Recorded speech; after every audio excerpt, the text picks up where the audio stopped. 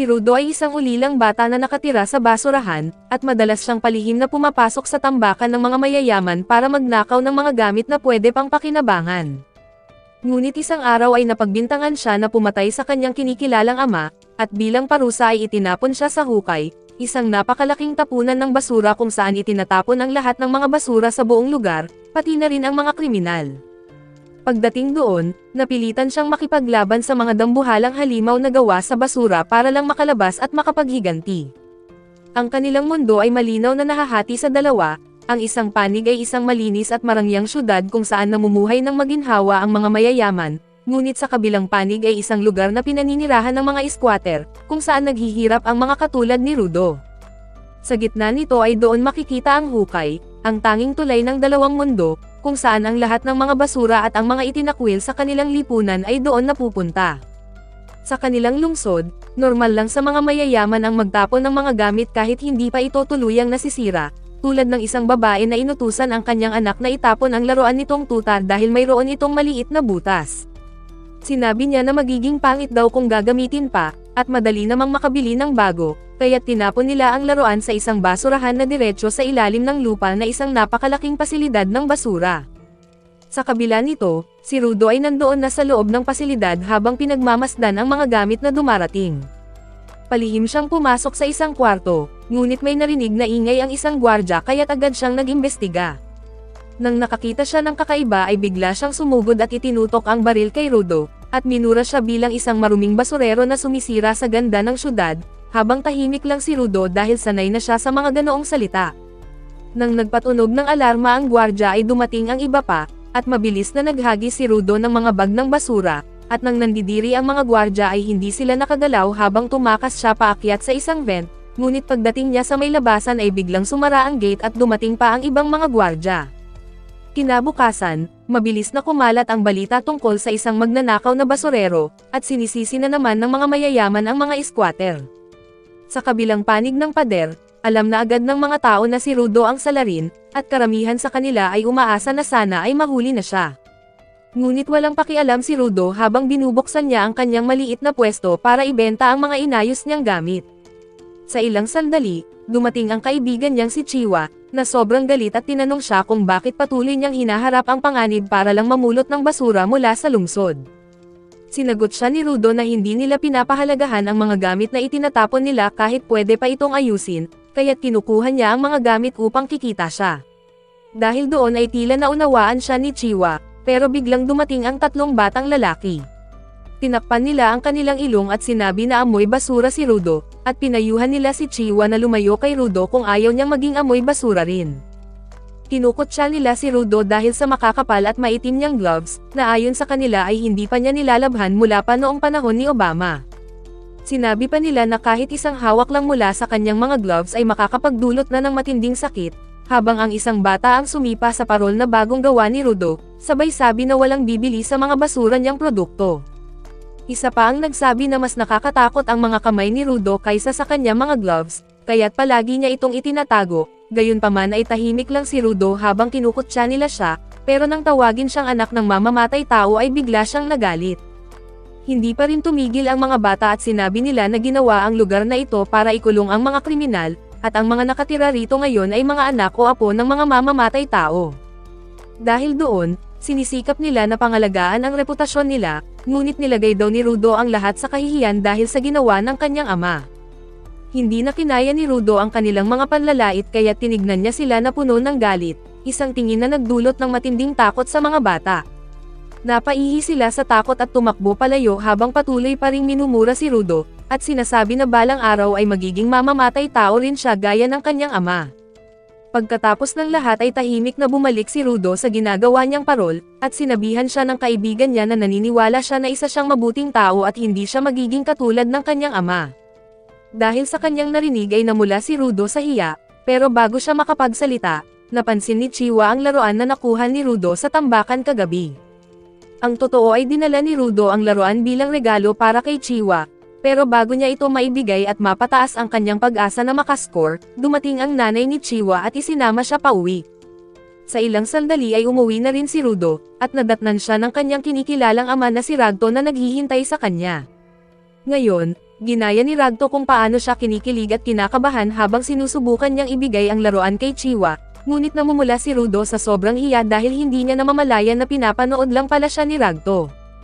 Gayunpaman ay sinabi nito na huwag na muna nilang pag-usapan ang tungkol doon, dahil mas mahalaga raw na pag-usapan nila ang pagpunta ni Rudo sa junkyard.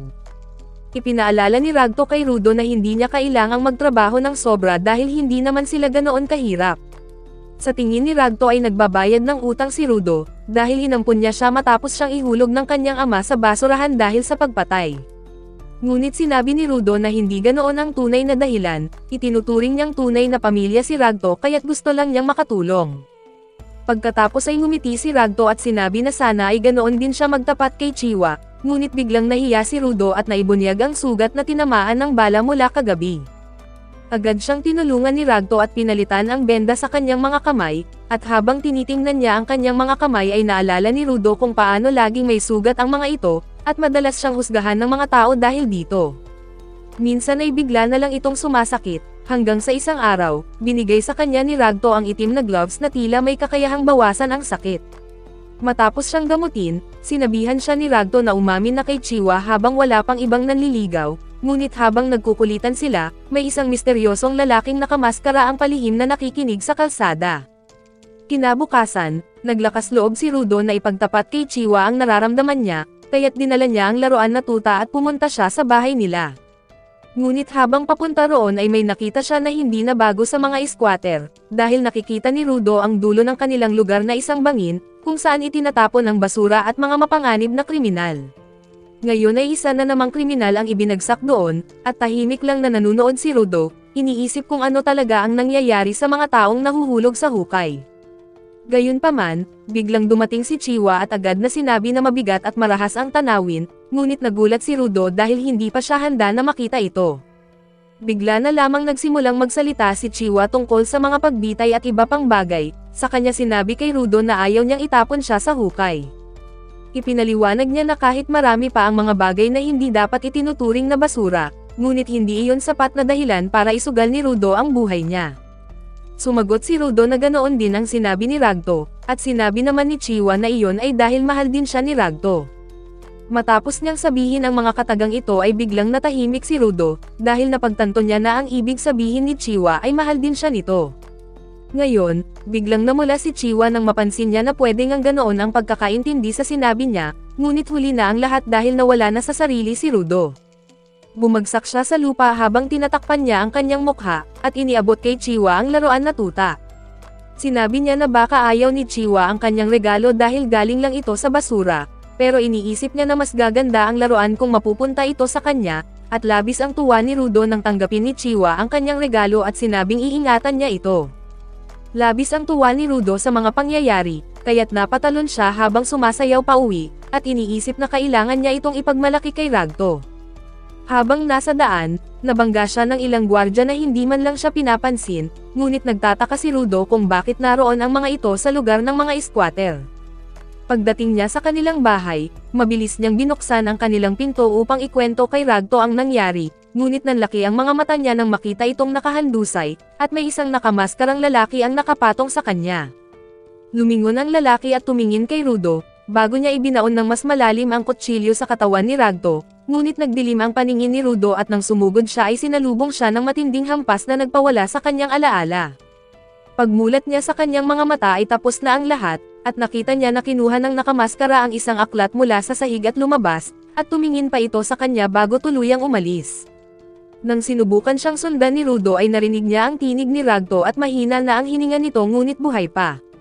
Sa kanyang huling sandali, sinabi niya na kailangang tumakas ni Rudo at baguhin ang mundong ito, ngunit niyakap siya ni Rudo at sinabi na kukuha siya ng tulong, pero paulit-ulit lang na sinasabi ni Ragto na tumakas na siya. Gayunpaman, hindi pa rin makapaniwala si Rudo sa mga nangyayari, ngunit biglang dumating ang mga sundalo at hinuli nila siya at itinuring na mamamatay tao. Pilit na ipinaliwanag ni Rudo na hindi siya ang pumatay at nandyan lang ang tunay na salarin, ngunit hindi siya pinaniwalaan at sinapak siya ng gwardya hanggang sa mawalan siya ng malay. Maya-maya, isinakay na si Rudo papunta sa hukay upang pagbayaran ang kanyang kasalanan. Naroon ang lahat ng tao sa squatter upang mapanood ang pagbagsak niya sa hukay, at maging ang mga tao na galing sa syudad ay dumalo. Sa ilang sandali, sinabi ng mahistrado kay Rudo na ang pagpatay ay isa sa pinakamalaking krimen, at kahit isang hamak na taga-squatter lang ang kanyang pinaslang ay hindi pa rin mababawasan ang kanyang kasalanan. Pagkatapos ay idineklara ng mahistrado na si Rudo ay papatayin sa pamamagitan ng pagtapon sa kanya sa bangin, at nagsigawan sa tuwa ang mga tao. Hindi makapaniwala si Rudo sa sinapit niya, at ang tanging hiling niya ay sana may kahit isang tao na maniwala na hindi siya mamamatay tao. Pinagmamasdan niya ang mga tao hanggang sa matuon ang kanyang mga mata kay Chiwa, at pasigaw niyang sinabi na hindi niya pinatay si Ragto at pinakiusapan siya na hanapin ang tunay na salarin. Sa hindi inaasahan ay malungkot siyang sinagot ni Chiwa, na minsan niya siyang pinagkatiwalaan ngunit hindi pala siya karapat-dapat. Idinagdag pa niya na anak lang siya ng isang mamamatay tao, saka ibinagsak ang laruan na ibinigay niya at tinalikuran si Rudo. Dahil doon ay mas matindi ang sakit na nararamdaman niya sa pagtataksil ni Chiwa kaysa sa mismong hatol, at dahil sa galit ay sinumpa ni Rudo ang mga tao, tinawag silang tunay na basura at laman na walang isip o sariling kalooban. Ipinangako niya na isasama silang lahat sa impyerno, ngunit bigla niyang napansin ang tunay na pumatay na naroon mismo sa gitna ng karamihan. Ngunit bago pa niya masabi ay tinulak na siya pababa sa hukay, at matagal siyang nahulog hanggang sa mawalan siya ng malay. Nang magkamalay na siya ay laking gulat niya na buhay pa siya, napalibutan siya ng mga tambak ng basura sa ilalim, ngunit agad itong napalitan ng pagkahilo sa nakasusulasok na amoy. Pagtingin niya sa paligid ay nasaksihan niya ang isang dagat ng mga basura, kasama ang mga bagay na hindi niya nakikilala, at lalong tumigil ang kanyang paghinga nang matabunan siya ng isang higanteng anino. Paglingon niya ay nanlaki ang kanyang mga mata sa isang dambuhalang halimaw na gawa sa basura, at saglit siyang natigilan, naalala niya kung paanong walang sino man ang nag-alala kung ano ang nangyayari sa mga basurang itinatapon sa bangin. Ngayong alam na niya na naroon ang kasagutan, biglang sumigaw ang halimaw at nagsilabasan pa ang iba mula sa tambak ng mga dumi.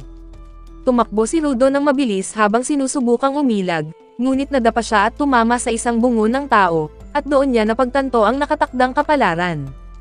Dahil sa kanyang galit ay minura niya ang mga nagtapon sa kanya sa impyernong ito, ngunit biglang gumuho ang tinutungtungan niyang basura, at bumagsak siya sa mas mababang bahagi at nakalayo sa mga halimaw.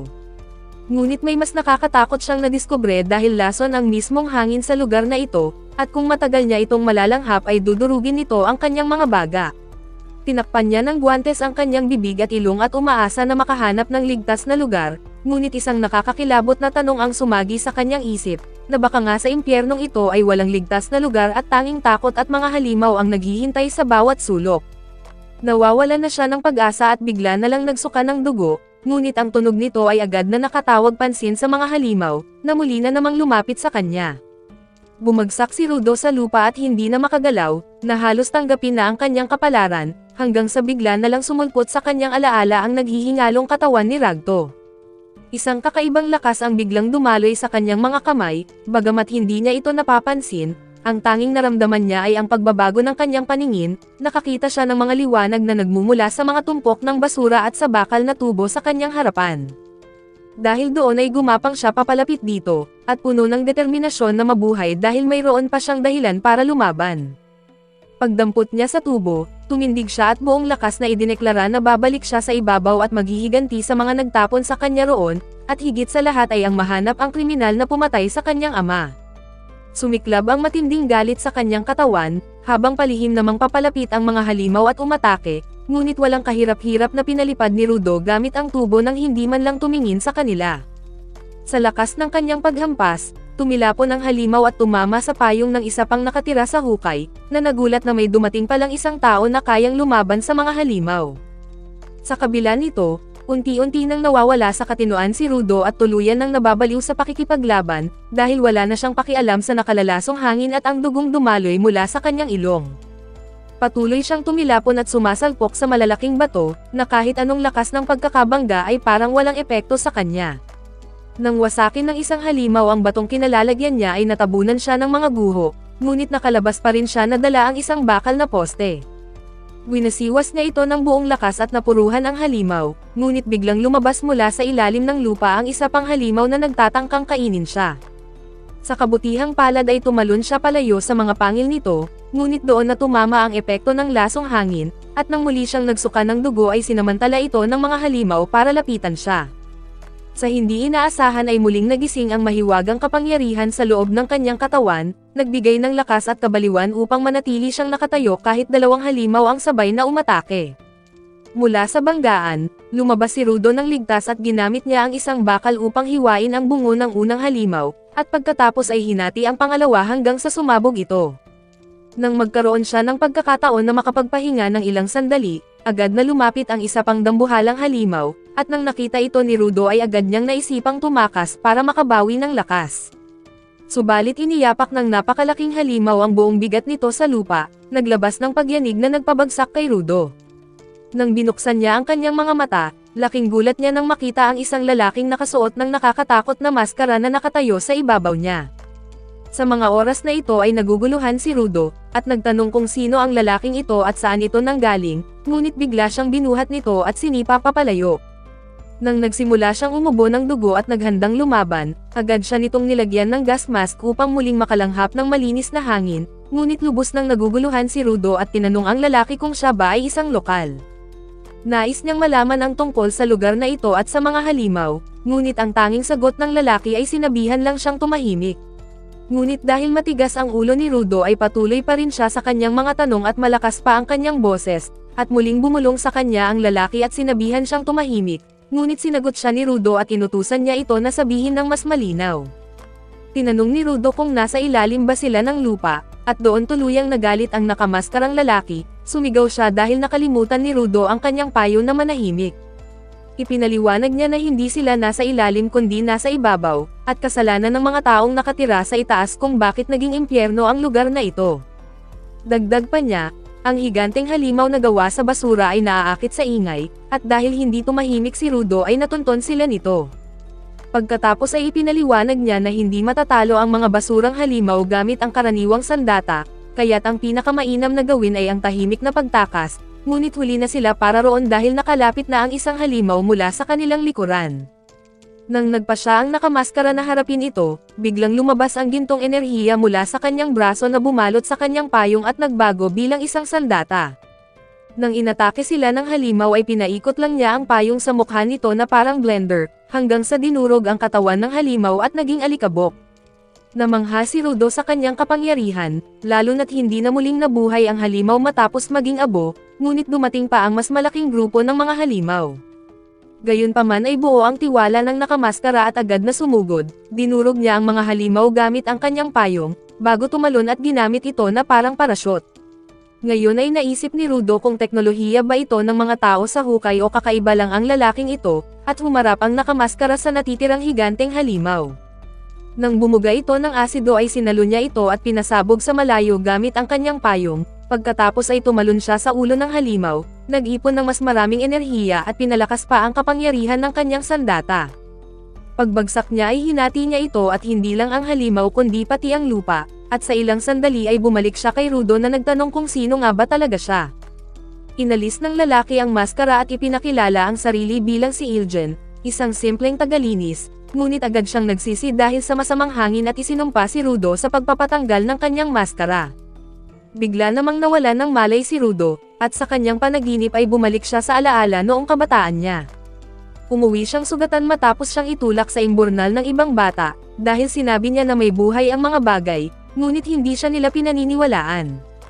Tinanong siya ni Ragto kung lumaban siya at sumagot si Rudo ng hindi, ngunit nagtanong siya kung totoo nga ba ang sinabi nito noon, na kapag inalagaan ng tao ang isang bagay ay magkakaroon ito ng kaluluwa. Habang pinunasan siya ni Ragto, ipinaliwanag nito na alamat lamang iyon upang turuan ang mga tao na pahalagahan ang pag-aari. Gayunpaman, nang personal niyang pinaniniwalaan na ang lahat ng bagay ay may kaluluwa, mas lalo tuloy nagtataka si Rudo at tinanong kung may kaluluwa rin ba ang mga gamit sa kanilang bahay, lalo na ang kanyang mga guwantes. Masaya siyang sinagot ni Ragto na kung iingatan niya ang mga bagay na ito ay darating ang araw na magkakaroon din iyon ng kaluluwa. Biglang nagising si Rudo mula sa kanyang panaginip at napagtanto niya na nakagapos siya at hinila ni Ilgen. Galit na galit siyang sumisigaw, pinagmumura si Ilgen at sinubukang mapalaya ang kanyang sarili, ngunit mariing sagot ni Ilgen na dinadala lang daw niya si Rudo sa isang ligtas na lugar. Ngunit hindi iyon ang iniintindi ni Rudo, ang tanging nasa isip niya ay makabalik sa sphere para makapaghiganti. Ngayon ay biglang natigilan si Ilgen at ipinaliwanag na imposible na siyang makabalik, dahil ang sphere ay nasa himpapawid, laging gumagalaw, at walang sinumang nakakaakyat kapag nahulog na. Gayunman ay ipinagpatuloy ni Iljan ang paghila sa kanya, at pilit na ipinapaliwanag na tanggapin na lang ni Rudo ang bago niyang kalagayan, ngunit hindi siya sumuko at buong tapang niyang idineklara na babalik siya sa itaas anuman ang mangyari. Pagkatapos ay tinawag pa niya na sinungaling si Iljan dahil alam niya ang daan pero itinatago ito, kaya't tinakot niya na patuloy siyang gagawa ng ingay, hanggang sa dumating ang mga halimaw. Dahil dito ay naiinis si Iljan at lalo pang marahas na kinaladkad si Rudo hanggang marating nila ang isang malinis na lugar sa gilid ng lambak, isang lugar na kakaiba sa paligid. Doon siya iniwan ni Iljan na may pangungutya na mag-e-enjoy siya bago tuluyang naglaho, habang sumisigaw si Rudo na pakawalan siya, ngunit nawala na si Iljan na walang iniwan na salita. Maya-maya ay dumating ang ilang truck at bumaba ang mga lalaking nakamaskara, dahan-dahan nila siyang pinapalibutan at pinagmamasdan ang kakaibang kasuotan niya. Pagkatapos ay tinanong nila si Rudo kung siya nga ba ay nagmula sa sphere, at kahit na kinakabahan, inamin ni Rudo na nahulog siya mula roon. Agad na nag-alis ng mask ang mga lalaki, tuwang-tuwa na makakita ng ligtas na taga-sphere, dahil noon ay patay na bangkay lang ang natatagpuan nila. Nilapitan siya ng may matinding kuryosidad, at habang inaalis ang kanyang mga tanikala ay naisip ni Rudo na mas mabait pa sila kaysa kay Iljan. Ngunit ang hindi niya alam ay isa pala iyong patibong, at hindi nagtagal ay nakagapos na siya ng mahigpit sa loob ng truck.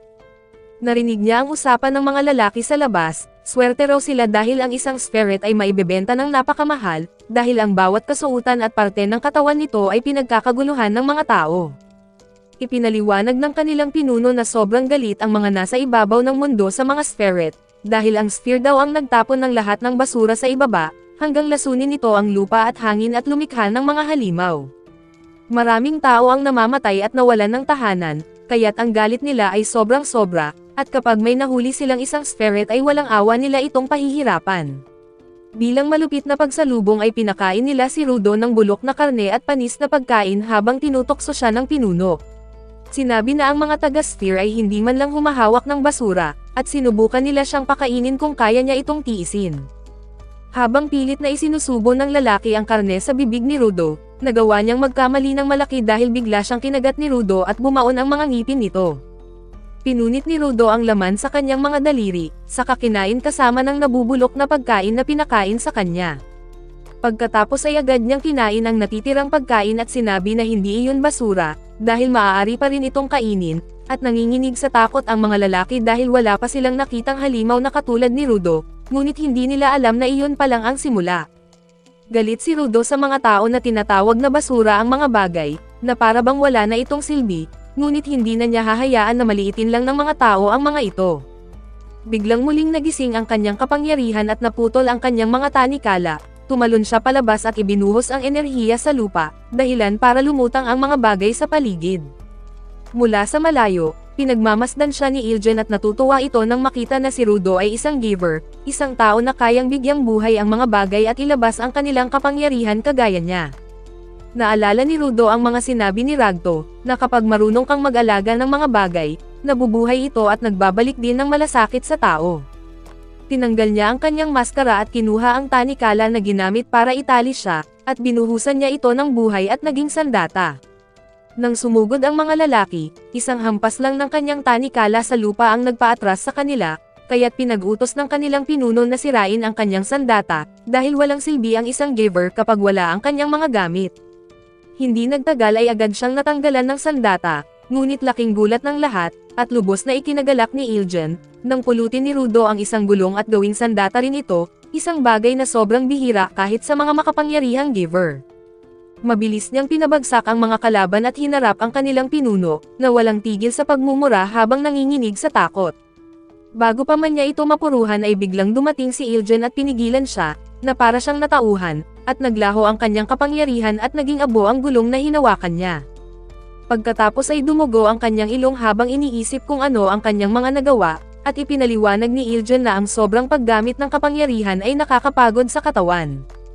Humingi siya ng tawad dahil sa ginawa niyang pagsusulit kay Rudo, at nangako na ipapaliwanag niya ang lahat tungkol sa mundong ito at sa kanyang kakayahan, kapalit ng pagpasok ni Rudo sa grupo ng cleaners para lumaban sa mga halimaw.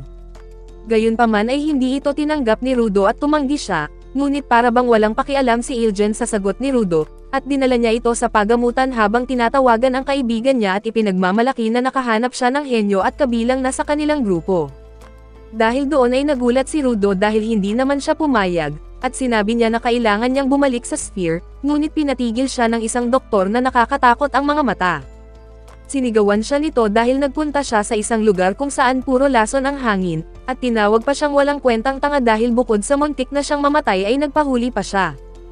Sinabi ng doktor na dapat siyang magpasalamat dahil niligtas siya ni Ilgen sa 2 kamatayan sa loob ng isang araw, ngunit mura ang isinagot ni Rudo sa kanyang isip at pati na rin sa doktor, na ikinagulat niya na isang matandang babae pala. Nagalit ang doktor nang tawagin niya itong matandang lalaki, kaya't pagkatapos ng gamutan ay pinalayas niya silang 2 palabas ng kanyang ospital. Pagdating sa labas, nagpasalamat si Rudo kay Ilgen dahil siya ang nagbayad ng kanyang pagpapagamot. Sinabi niya na ang tanging kailangan lang niya ay impormasyon kung paano makabalik sa sphere, at wala siyang oras para maging cleaner o ano man ang tawag ni Ilgen sa sarili niya. Ngunit sagot ni Ilgen, umaasa siya na sa pamamagitan ng pagdukot kay Rudo ay matutunan nito kung paano tratuhin ang mga spirit sa kanilang lugar. Binalaan pa niya si Rudo na kapag mayroong nakadiskubre na galing siya sa sphere, baka pagsisihan pa niyang isinilang siya at ipinahayag pa ni Ilgen na walang libreng impormasyon dito. Dinala siya ni Ilgen sa isang maliit at madilim na lungsod, ngunit kahit nasa disyerto, mas maayos pa rin ito kaysa sa maruming mundo sa labas. Pagdating nila doon ay agad siyang binigyan ni Ilgen ng burger, at agad niya itong nilamon dahil nailuwanan niya ang panis na karne na kinain niya kanina. Noon ay iniisip ni Rudo na puro basura lang ang nasa ilalim ng hukay, ngunit nagulat siya dahil mayroon pala itong mga lungsod na tinitirhan ng tao. Habang nagmamasid, napansin niya ang isang dalaga na pumasok sa tindahan at napatitig siya rito, at ipinaliwanag ni Ilgen ang tungkol sa kanilang mundo. Sabi niya, hindi lang mga basura ang naiipon sa lugar na ito, kundi pati ang emosyon ng mga tao na nagiging enerhiya na tinatawag na anima. Ang isa sa mga anyo ng anima ay ang mga halimaw na gawa sa basura, mga nilalang na karaniwang nakatambay sa mga tambakan, ngunit minsan ay umaatake rin sila sa mga lungsod. Ipinahayag ni Ilgen na walang epekto ang karaniwang sandata laban sa mga halimaw dahil gawa sa anima ang kanilang mga spirit core. Gayunpaman, nagulat si Rudo nang sabihin ni Ilgen na kaya ng kanyang mga guwantes na patayin ang mga halimaw, at ipinaliwanag pa ni Ilgen na kapag ang isang bagay ay inalagaan ng matagal, naiipon din dito ang anima. Ang tawag nila rito ay vital instrument, mga gamit na kayang sirain ang spirit core ng halimaw, ngunit sa kasamaang palad, hindi lahat ay marunong gumamit sa lakas na nakapaloob dito. Ang mga taong may kakayahang maglabas ng ganitong kapangyarihan ay tinatawag na givers, at ang samahan nila na tinatawag na cleaners ay binubuo ng mga giver na lumalaban sa mga halimaw na gawa sa basura. Tinanong ni Rudo si Ilgen kung sasabihin ba niya kung paano siya makakabalik sa sphere kung sakaling sumali siya sa cleaners, ngunit sumagot si Ilgen na wala siyang ideya kung paano. Dahil dito, nagalit si Rudo at sinabing niloloko lang siya, at ipinaalala naman ni Ilgen na hindi niya kailanman sinabi na alam niya ang paraan. Gayunpaman, sinabi niya na baka ang kanilang pinuno, isang magaling at napakatalinong tao ang makakatulong kay Rudo na muling makabalik, at naiinis si Rudo dahil kailangan pa niyang makipag-usap sa kanilang pinuno bago siya makapagpasya. Tinanong siya ni Ilgen tungkol sa kanyang mga guwantes, at sumagot si Rudo na galing ito sa kanyang ama at tanging alaala na lang niya ang natitira mula rito. Dahil doon ay naintindihan niya kung bakit mahalaga kay Rudo ang mga lumang guwantes, at sinabi niya kay Rudo na alagaan ito ng mabuti dahil may malakas na kaluluwa sa loob nito. Biglang napaiyak si Rudo dahil palagi siyang pinagtatawanan ng iba dahil sa kanyang mga guwantes, ngunit ngayon ay may isang tao ang nakakaunawa sa kanya. Habang nag-uusap pa sila ay nakatanggap ng mensahe si Ilgen mula sa isang kakilala sa trabaho, at nagpaalam kay Rudo na makikipagkita muna siya. Tumayo si Rudo at muling nagpasalamat kay Ilgen, ngunit hinagisan siya ni Ilgen ng supot ng pera at pinaalalahanan siya na maging maingat sa paggastos nito. Hindi makapaniwala si Rudo na binigyan pa siya ng pera bukod sa lahat ng nagawa na nito para sa kanya, pero sinabi ni Ilgen na wala iyon dahil nakuha lang naman niya ang pera sa pagbebenta ng kanyang mga damit. Doon din niya kinuha ang pambayad sa pagpapagamot at pagkain ni Rudo, kaya't hindi na raw siya kailangang magpasalamat, ngunit nagulat at nagalit si Rudo nang marinig ito, at ipinaliwanag ni Ilgen na hindi siya pwedeng gumala sa lungsod gamit ang mga damit mula sa sphere. Sinabi ni Ilgen na pupunta lang siya sa kanyang tagapagsanay at iniwan si Rudo na maghintay ng matiwasay, at habang galit na galit si Rudo, bigla niyang napansin ang isang pusang kumuha ng kanyang pera at tumakbo palayo. Agad niya itong hinabol ngunit hindi niya maabutan, at sa kabutihang palad, may nakita siyang isang baston na hugis kalahating buwan sa kalsada. Dinampot niya ito at ginamit upang harangan ang pusa, at sakto namang naipit na niya ang pusa. Ngunit dumating ang may-ari ng baston na galit kay Rudo dahil pinilit niyang gamitin ang mahalagang pag-aari nito. Nagtanong si Rudo kung ano ang espesyal sa isang pirasong kahoy na lalong ikinagalit ng lalaki, at agad nitong binawi ang kanyang baston at tinulak si Rudo, at sinabi na pagbabayaran niya ang kanyang ginawa. Bago pa man mangyari iyon, nagsimulang magpakitang gilas ang lalaki gamit ang kanyang baston. Gayunpaman ay lubha itong ikinalito ni Rudo, ngunit bigla niyang napansin ang simbolo ng cleaners na katulad ng nakalagay sa payong ni Ilgen. Doon naisip ni Rudo na isa ring cleaner ang kaharap niya, at biglang ginamit ng lalaki ang kapangyarihan ng kanyang baston at ginawa itong sandata, sa kanya inatake si Rudo. Sa sandaling ito ay napansin ni Rudo na hindi siya tinatamaan dahil sinadya talaga nito na iwasan siya, at pagkatapos ay ipinakilala ng lalaki ang kanyang sarili bilang Zanka, ang taong itinalaga ni Ilgen upang magsanay sa kanya. Sinabi nito na hindi niya inakalang tuturuan niya ang isang batang bastos na nagnanakaw ng gamit ng iba, at mariing sagot ni Rudo na hindi siya magnanakaw kundi humihiram lang ng gamit upang mabawi niya ang kanyang pera. Nang pinagsabihan siya ni Zanka na marahil ay hindi siya pinalaki ng tama ng kanyang ama, uminit ang dugo ni Rudo dahil hindi niya kayang tanggapin na laitin ng iba si Ragto. Ngunit bigla niyang naalala ang payo nito, na kung gusto niyang makinig sa kanya ang isang tao, piliin niya munang umatras at unawain ang kanilang nararamdaman. Ngayon, napaisip si Rudo na may karapatang magalit si Zanka dahil bigla niyang inagaw ang pinakamahalagang bagay nito, at napagtanto niya na siguradong magagalit din siya kung may biglang kumuha ng kanyang mga guwantes kahit na hindi sinasadya. Dahil dito, umamin si Rudo na siya ang may mali at humingi ng tawad, na agad ding lumambot ang puso ni Zanka at sinabi na ayos lang dahil naibalik naman ang kanyang baston. Dagdag pa niya, dapat ay naging mahinahon rin siya sa pagharap sa sitwasyon, at nabigla si Rudo sa biglaang pagbabago ng ugali ni Zanka, ngunit mas ikinagulat niya na ito ang unang beses na nakalutas siya ng alitan gamit lang ang maayos na usapan. Habang naaalala niya na tama pala si Ragto kaysa sa inaakala niya, tinulungan siyang tumayo ni Zanka at tinanong kung ano ang kanyang vital instrument at kung ano ang kakayahan nito. Sinagot siya ni Rudo na marahil ang kanyang guwantes ang tinutukoy nito, ngunit hindi pa niya alam ang taglay nitong kapangyarihan. Sinuri ito ni Zanka at napahanga siya sa ganda ng kanyang mga guwantes, ngunit nananatiling nagtataka si Rudo kung bakit biglang nagiba ang pagkakakilala niya kay Zanka. Napagtanto niya na marahil dahil ito sa ngiti ng lalaki, at muli niyang naalala ang payo ni Ragto, na kung gusto niyang magkaroon ng kaibigan ay kailangang ngumiti rin siya. Ang problema ay hindi pa kailanman ngumiti si Rudo sa buong buhay niya, at para bang kailangan pa niyang magpaturo sa isang tao para lamang malaman kung paano gawin ang kanyang mga ekspresyon sa kanyang mukha. Dahil hindi ito alam ni Rudo ay buong pagsisikap siyang gumagaya sa ngiti ng ibang tao, ngunit ang kinalabasan ay isa sa pinaka-nakakatakot na ekspresyon na nakita ni Zanka sa buong buhay niya.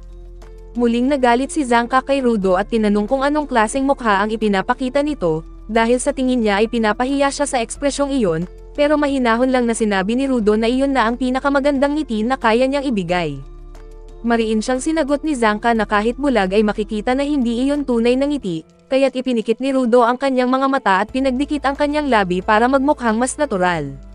Medyo nabawasan nga ang pagiging creepy niya, pero hindi pa rin nawala ang galit ni Zanka at iniisip niya na naging mayabang si Rudo simula nang tawagin siya ni Ilgen na henyo.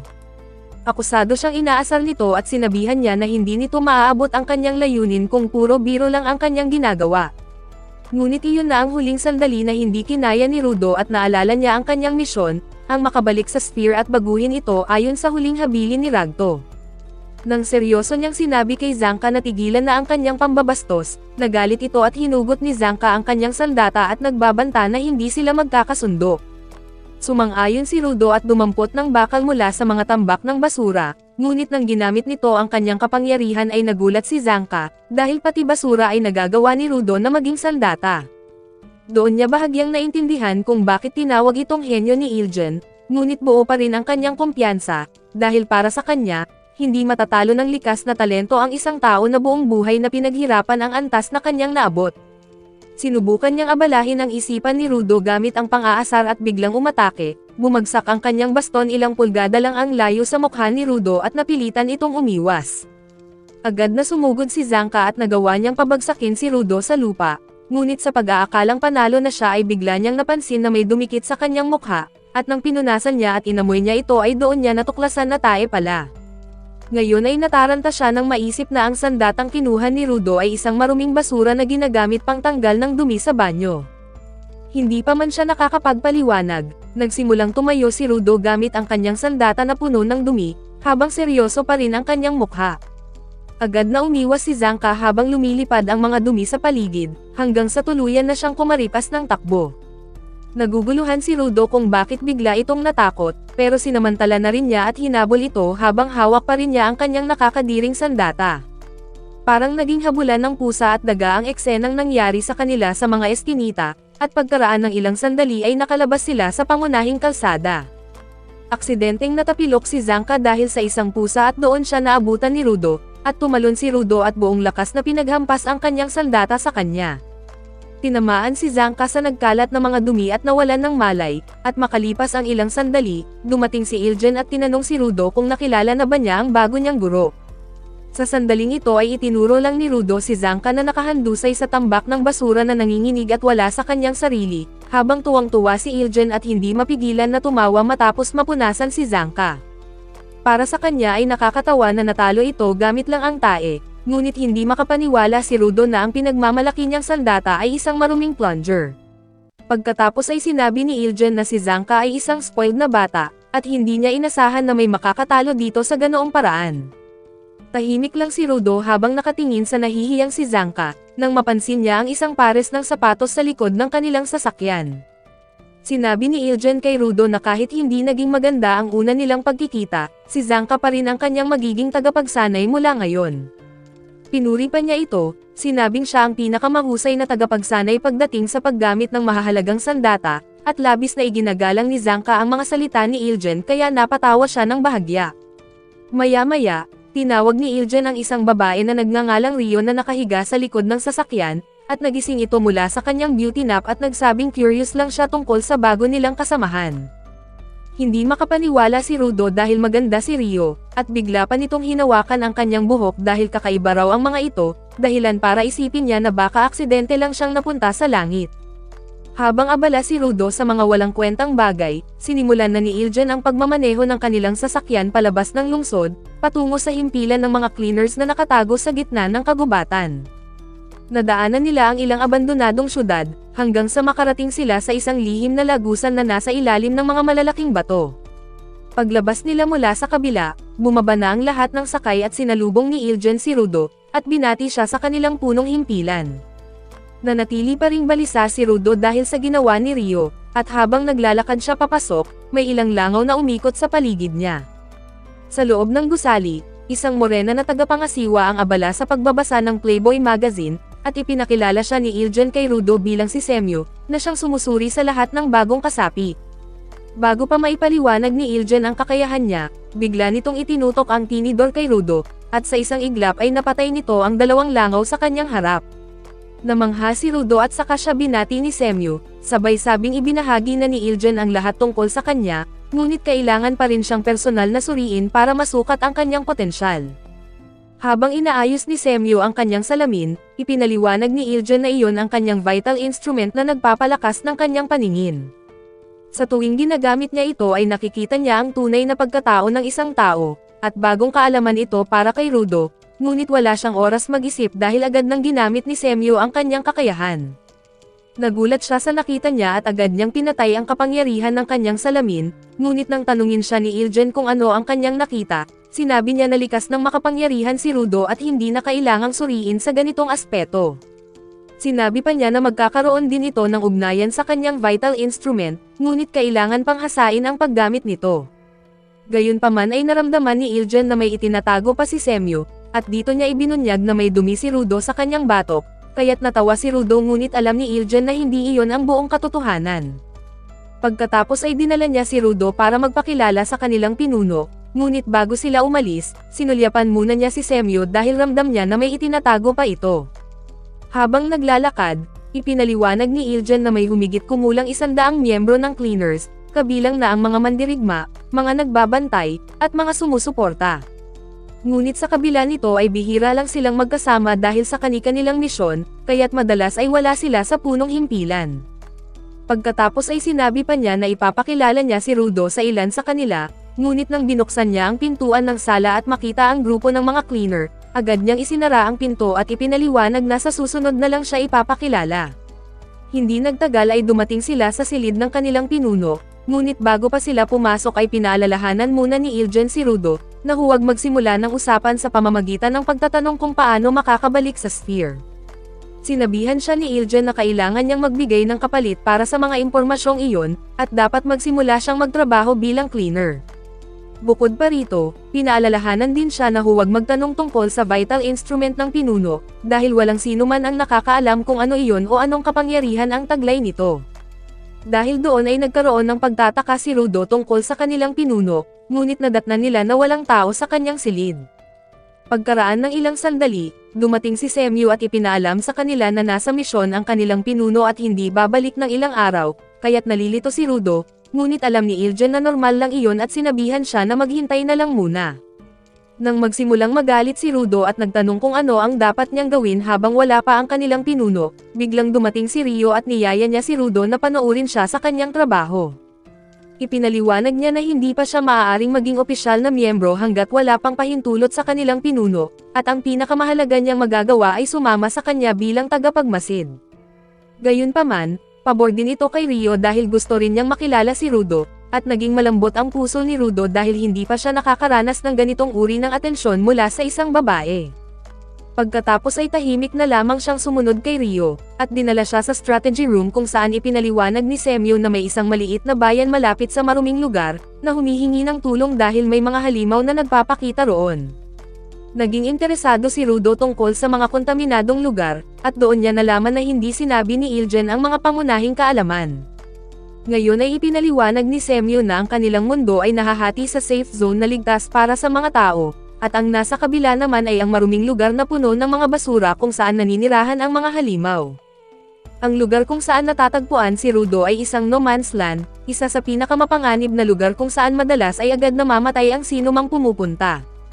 Pagkatapos ay binigyan siya ni Semyo ng gas mask at mahigpit na iniutos na lagi itong isuot sa tuwing pumapasok sila sa polusyonadong lugar, dahil kapag wala siyang mask ay mamamatay siya sa loob ng 15 minuto dahil sa nakalalasong hangin. Sa ilang sandali ay sumama si Rudo sa koponan ni Rio para sa kanilang misyon, at pinayuhan siya nito na palaging manatili sa kanyang tabi upang mas marami siyang matutunan. Bagamat kinakabahan, nagsimulang mag-isip si Rudo kung ilang oras siyang nananatili sa no man's land at kung gaano karaming lason ang nalanghap niya. Napunta ang kanyang atensyon sa tambak ng mga basura sa harap nila, at naisip niya kung alam ba ng mga taong nasa sphere na may mga tao ring namumuhay sa kailaliman ng hukay. Ngunit ang mahalaga para kay Rudo ay ang mga tambak ng basura mismo, dahil para sa kanya ay hindi iyon simpleng basura, kundi isang kayamanan kung saan makakahanap siya ng mga bagay na maaari pang ayusin ng walang sino man ang nangingialam sa kanya.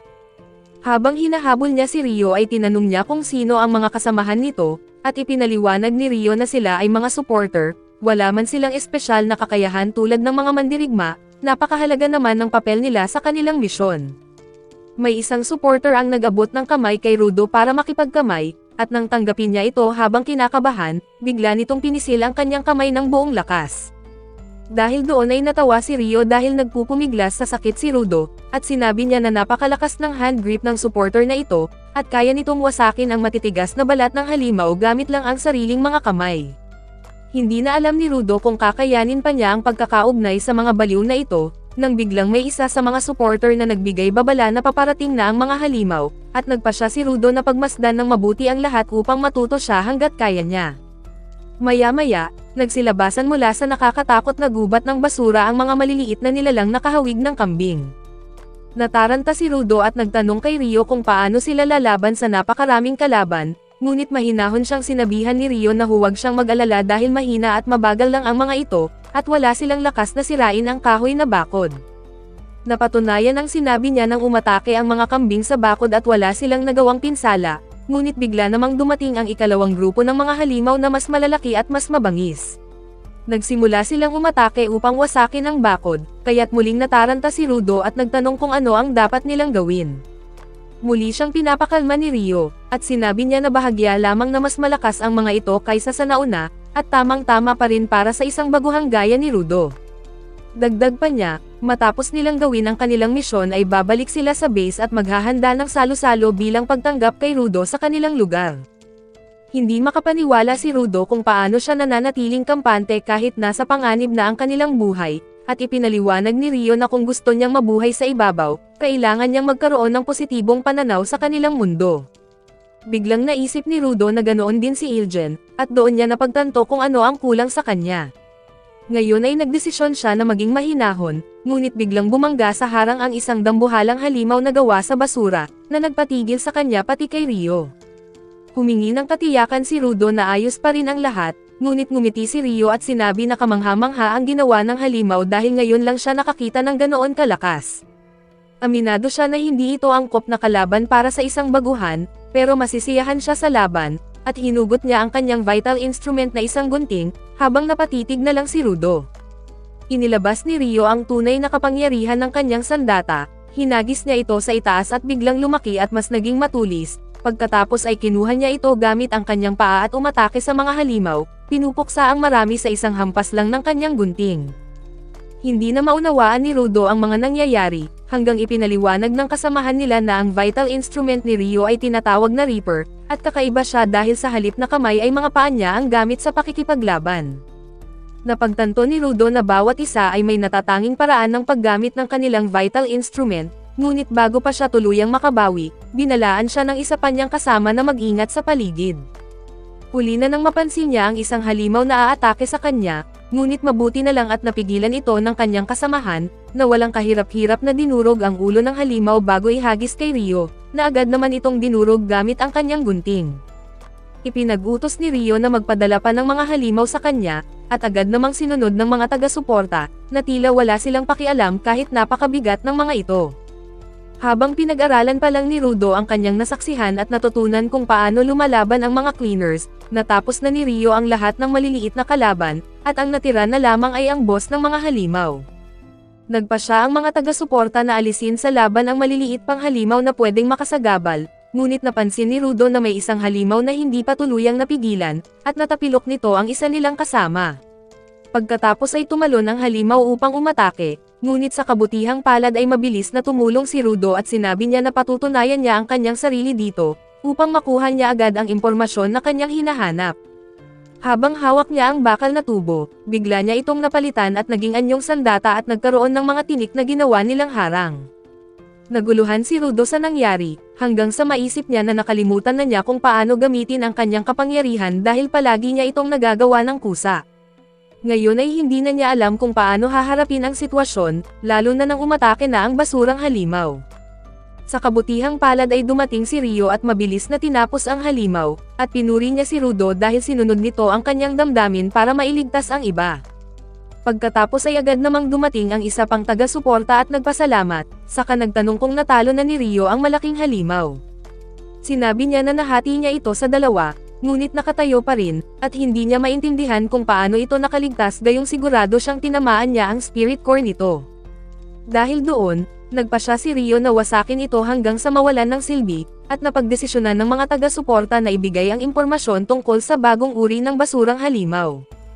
Ayon sa kanilang ulat, walang epekto ang vital instrument sa halimaw, at lumisan sila upang bigyang babala ang mga kalapit na bayan. Sa kabila nito, sumugod si Rio sa dambuhalang halimaw at naiwan si Rudo na litong-lito dahil walang nagsasabi sa kanya kung ano ang dapat gawin. Tumalon si Rio papunta sa halimaw, umatake sa mukha nito at dumiretso sa ulo para putulin ang mga tubong nakalagay doon. Pagkatapos niyang gawing kalbo ang halimaw, napansin niya ang kumikislap na bagay sa ilalim ng kanyang mga paa, at naunawaan niya na iyon ang nakatagong spirit core ng halimaw.